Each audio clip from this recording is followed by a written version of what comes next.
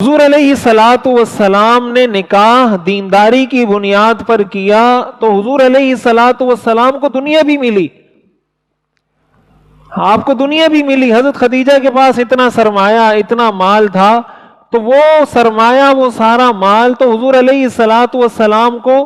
بغیر اس پر نظر رکھے حضور علیہ الصلوۃ والسلام کی وہ زوجہ بن گئی، لیکن معیار دینداری تھی۔ تو اس کا یہ مطلب نہیں کہ اگر کوئی دیندار عورت مالدار ہے تو اس سے نکاح اس وجہ سے نہ کیا جائے کہ یہ مالدار ہے، یہ مطلب نہیں ہے۔ دیندار ہو، اس میں آپ حسن کو بھی دیکھیں، مالداری، پیسہ، ساری چیزیں اگر ثانوی حیثیت میں اس کو دیکھا جائے یا اس پر نظر رکھی جائے، وہ ایک الگ چیز ہے۔ بنیاد رشتہ بھیجنے کی، نکاح کرنے کی، شادی کرنے کی بنیاد یہ چیز ہو کہ آیا اس کا کردار، خاندان، شرافت، دین سے تعلق، یہ چیز کتنی مضبوط ہے اور کتنی کمزور ہے۔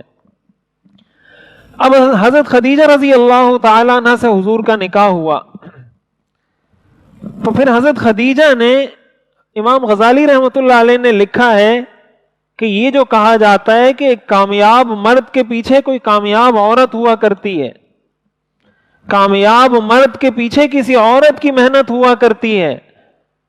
انسان کے لیے بہت ساری چیزوں میں اس کے کاموں کی تکمیل کا ذریعہ اس کی بیوی بنتی ہے۔ امام غزالی نے لکھا ہے اس کی سب سے بہترین مثال حضرت خدیجہ ہیں کہ حضور علیہ الصلوۃ والسلام کی ہر مشکل میں، حضور علیہ الصلوۃ والسلام پر جب پہلی وحی نازل ہوئی، آپ گھر تشریف لائے، آپ ڈرے ہوئے تھے، کب کپا رہے تھے، پریشان تھے، آپ نے کبھی پہلے کسی فرشتے سے اس طرح ملاقات نہیں کی تھی، اور پھر جبریل علیہ السلام نے حضور علیہ الصلوۃ والسلام کو 3 دفعہ دبایا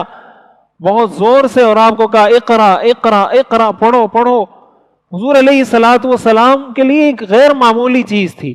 آپ پریشان تھے۔ حضور علیہ الصلوۃ والسلام پر سب سے پہلے ایمان لانے والی خاتون وہ حضرت خدیجہ ہیں۔ مردوں اور عورتوں میں سب سے پہلے جس شخصیت نے اسلام قبول کیا ہے وہ حضرت خدیجہ ہیں۔